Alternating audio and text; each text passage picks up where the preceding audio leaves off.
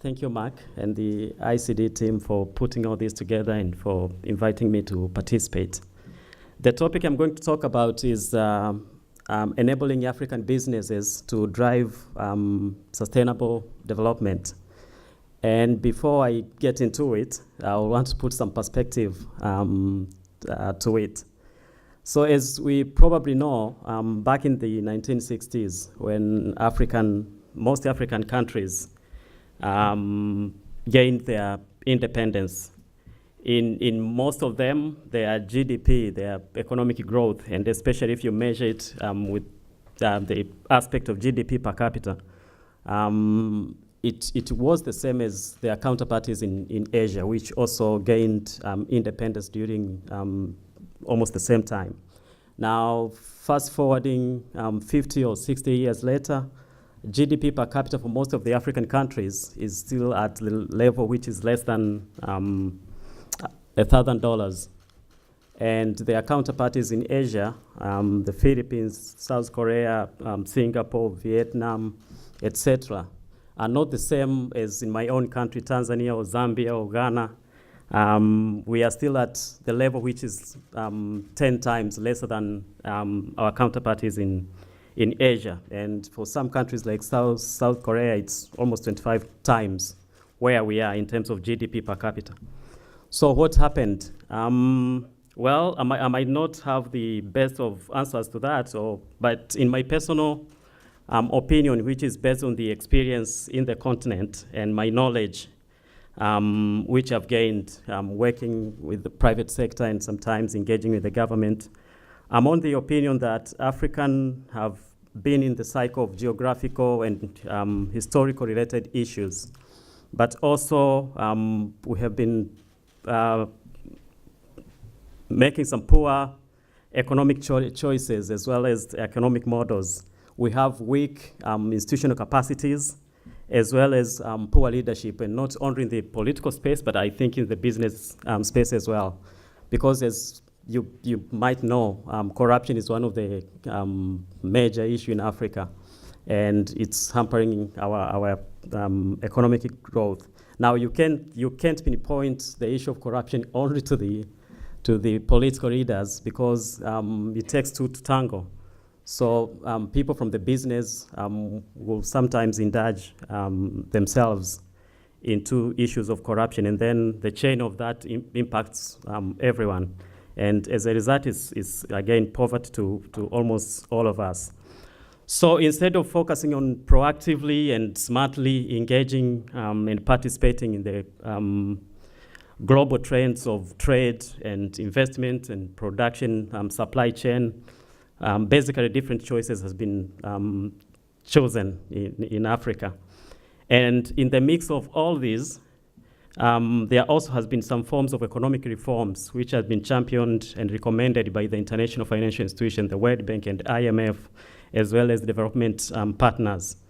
These reforms coupled with the so-called African Rising, and yesterday we held, President Kufo also mentioned about it, but that was during the mid-1990s up to almost 3 or 5 years ago, when it was basically anchored on the demand of natural resources and commodity from China.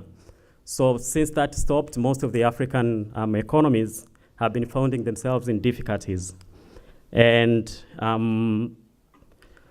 so whether the African Rising story, the failure to maximize on the potentials that were there in this, the past 15 years, or it's something related to economic reforms and all that.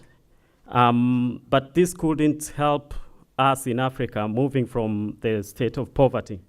And again, in my opinion, these reforms were somehow, in most cases, not so much related to realities on the ground. They were not as inclusive as they can, and they were not as participatory as they could be. As a result, despite the GDP growth, for example, of 5% and above for most of the African economies in the past 20 years, but GDP per capita, which indicates the quality of life of the people in an economy, has remained relatively low, and Africa as a continent has remained poor, despite the potentials that it has in terms of natural resources, but also the youth dividend, which also some of the people who talked about Africa, they mentioned about it. So what needs to happen then?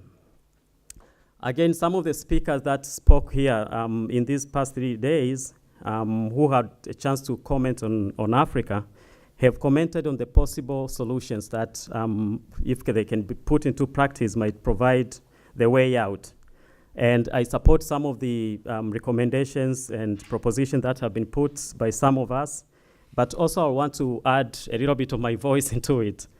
And in my view, clearly there's an urgent and great need for good leadership in Africa, whose focus should be more on strengthening institutional capacities. Yes, we need some strong leaders and all that, but then you need institutions that will sustain that good leader when they get out of the office. So we need good political institutions, good economic and financial institutions. We need good democratic institutions, and we need good justice dispensing institutions. And also, that kind of leadership, we also need them to focus on sustainable development. And part of it is good public finance management. It's an issue in Africa. So those kind of leaders is what are urgently needed. We need proper choices of smart policies, and which are somehow aligned to the realities on the ground, especially in the aspect of economic inclusiveness and economic empowerment to many. We also need stability, consistency, and certainty of policy implementation. We need deliberate efforts to pursue economic and business partnerships between government to government, but also government and private sector, as well as private sector to private sector, in order to bring the economic development that is highly needed. We also need to diversify our factors of production, the output that comes out of it. As I said, most of the growth that we have seen in the previous 2 decades, we are basically anchored on the commodity and natural resources demand from Africa, and they were not as inclusive. So most of the people were not part to it. That's why, yes, the GDP of 5.7, for example, in my own country, is one of the fastest growing economies in not only in Africa but in the world. We have been growing at 70% per annum over the past 20 years. But then if you look at the GDP per capita, it's still at around closer to $1,000, which in any measure is very, very low, meaning whatever the growth that we have seen, but if you distribute it among the 54 million people of Tanzania, then you can see its distribution of poverty among these people. And that has been the case. And also we need strong financial market institutions like the stock market and the ecosystem surrounding it. So institutional investors, fund managers,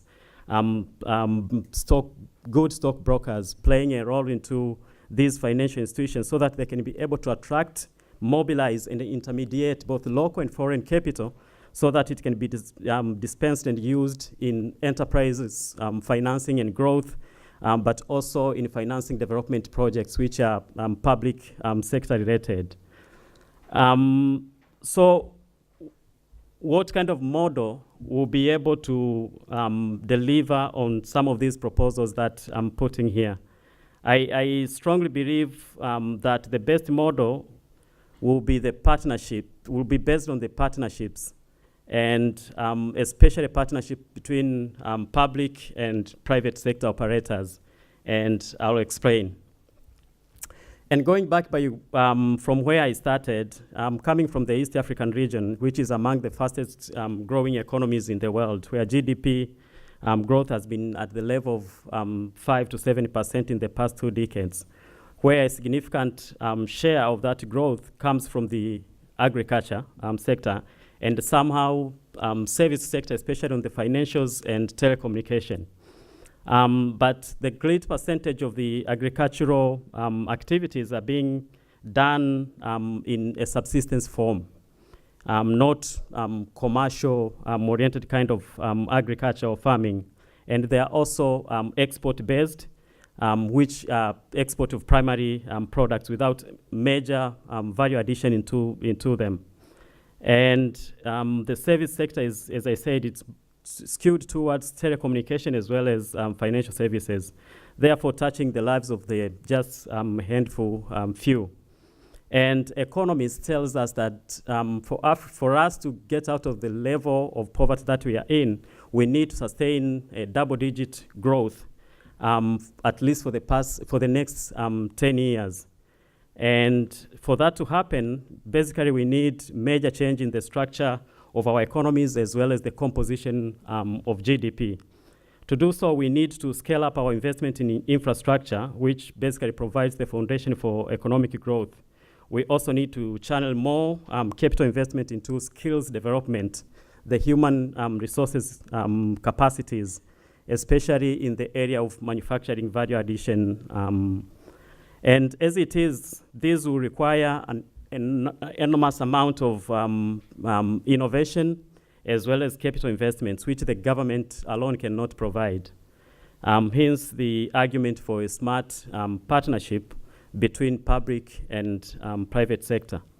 In the 2016, the McKinsey Global Institute published a study which indicates that the East African countries alone, the 5 countries, Tanzania, Kenya, Rwanda, Burundi, and now South Sudan, will need about $5.7 billion US in infrastructure spending for the next 12 years to be able to bridge the infrastructure gap which is in existence in that region. This number, as it is, the government alone cannot raise via taxes, cannot do it by borrowing.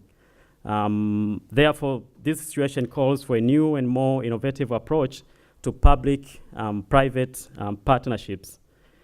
As it has been with the telecommunication infrastructure, and some of you might have known, and in the first day when I came here on 8th, I sat here and I shared my experience on how the telecommunication sector in East African region has been a very good model of public-private partnerships.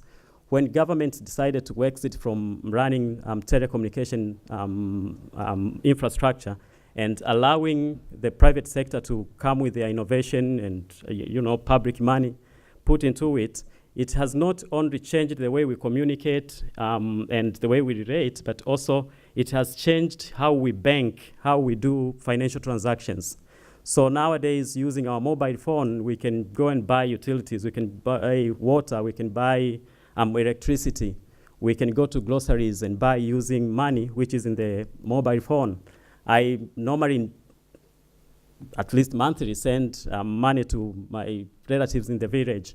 And there are no banks in there. But what I do is that in my mobile phone, I remit funds and they reach the person to whom I'm sending money, and they can use that money for whatever usage they want. They can go and cash out to some of the mobile phone agencies, or they can go and buy utilities using the money which I sent using my mobile phone.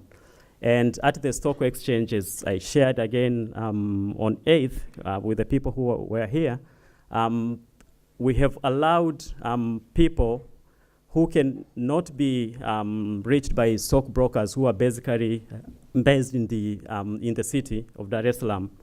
But there are a lot of people, almost 80% of our people are residing in the rural areas, and the infrastructure is not as good. So people are using their mobile phones to buy and sell stocks which are listed in the stock market using their mobile phones sitting in their rural areas. So this kind of partnership, the public and private partnership, which is has happened in the telecommunication and the impact that it has created to societies, if it can be replicated in other infrastructure areas such as energy, and transportation, as well as social soft infrastructures areas such as education and health, it has the potential of unlocking us from the situation that we are always finding ourselves in, which is basically poverty. And as it has been the case in the past, a significant amount of private sector money comes in the form of foreign direct investments, as well as portfolio investments, which comes into the region. With robust financial institutions such as stock market and the like, more foreign as well as local investors will have an opportunity to also participate in the mobilization of financial resources, which will go into financing business enterprises as well as development projects. And in the most recent, majority of the FDIs in Africa has been in the form of natural resources. So money will come, but basically it will go into mining, oil, as well as gas. So what needs to happen in my proposal is that that money need to be, for us, we need to diversify into other more inclusive sectors such as manufacturing industries, agro-processing industries such as textile and food processing, which require low-skill employees. And that way, then, more people will have a chance to be included and participate in the economy. And as a result, wherever you measure the economic development, which is GDP per capita, then you will have that improved because more people have been included. So what have I just said? What I've just said is that Africa needs more partnerships. An economic model which is based on public-private partnership will be the best way to do it. I also think there's a need to, attract more foreign investments. So by creating a conducive business environment with consistency of policy, implementation, as well as I said, strong institution in terms of democratic institutions, economic and financial institutions, justice dispensing institutions. And with this, I believe that there is a chance of unlocking the African potential. And with this, I say thank you.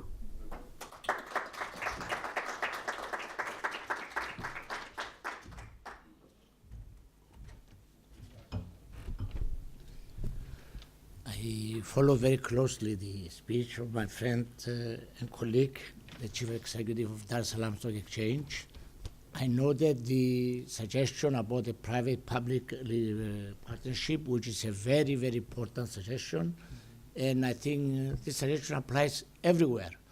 We have seen in Banyaluka with the government the issue of debt collection, of the initiative of partnership, private, the public sector is vital for growth. I'm positive that our friend will be at our disposal, is at our disposal if we want any questions to be asked. Any questions? The first question comes far away, Ireland. Yes, please. To ask really, at what stage at the moment have they measured what the infrastructure deficit is and in what areas? Is it the need for new schools? Is it new health facilities? Or is it more on the economic front in terms of basic transportation networks? Where is the deficit priority in infrastructure? Thank you, Prime Minister. I think, as you will imagine, the demand for infrastructure in Africa is almost all over the place because it's not there. And investments are needed, whether in economic infrastructure or soft infrastructure such as health and schools. In my opinion, I think if we start with education, it will be the right way to do it because of the importance of it. But then there's a need for moving people and services and goods from one place to another in an efficient and productive way. So again, transportation infrastructure will also be of urgent need. I know we have done a lot in terms of telecommunication, as I indicated. At least in telecommunication or that kind of infrastructure, we are relatively okay. But in the soft infrastructure, education, as well as health facilities, as well as transportation, I think those are the areas which should be given priority. I would like to express my appreciation and thanks to a very clear and precise presentation. And we wish to Tanzania, to the stock exchange, all success, because the success of a stock exchange is also success for the people and for growth. That's Thank you right. so much. Okay, thank you.